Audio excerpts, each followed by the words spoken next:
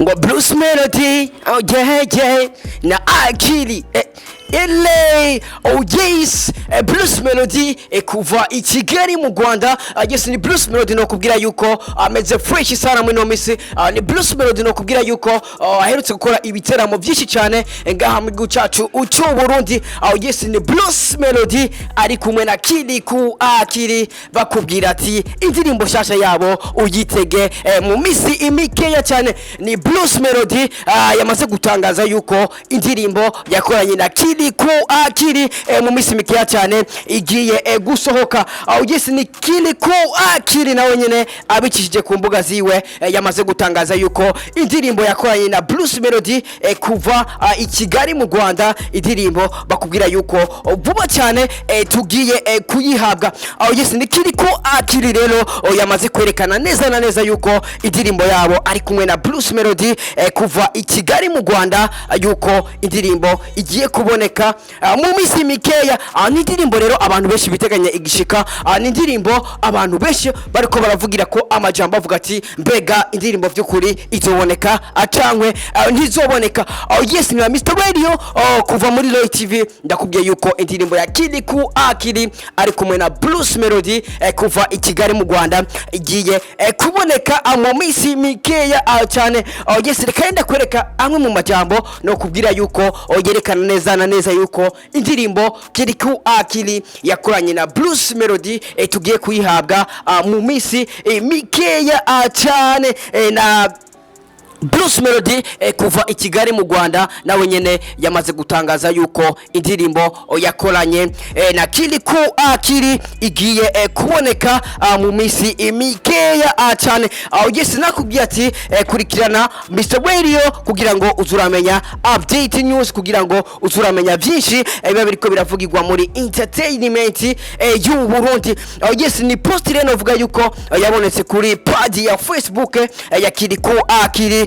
Ni post yabonetse kuri Instagram ya KILIKOU-AKILI aho yashoboye gupostinga ifoto ari kumwe na Bruce Melody.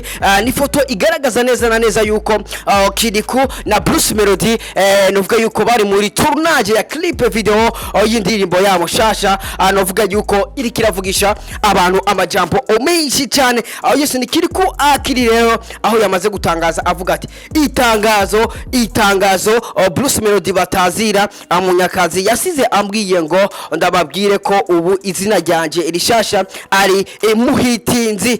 Arenza akavuga ati nuko rero vuba hagiye gusha Munyakazi X muhitinzi muriteguriye kuvyina. Aho yacishira ko idarapo ry'u Burundi n'idarapo ry'u Rwanda, acarenza ko akaboro kerekana yuko ari umuriro.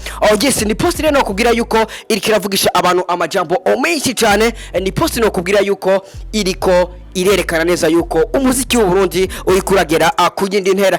Yes, ugiye muri commentaire y'iyo post ni Double G once again yatiye yandika ati karanyanyaye, atashirako utu emoji tw'umuriro n'indege, aho yerekanye yuko kabisa vuba cyane tugiye guhabwa igisasu cha KILIKOU-AKILI ari kumwe na Bruce Melody kuva i Kigali mu Rwanda. Akubwira ati Bruce Melody yeah.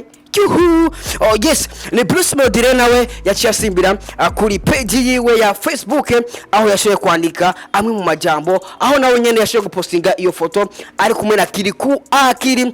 Ni foto no kubwira yuko KILIKOU-AKILI yari yambaye ibutura nini cyane, ibutura ifise kabisa ibara navuga yuko rikaze cyane ya bleu. Ni KILIKOU-AKILI yari yambaye nijire ifise ibara ya jaune.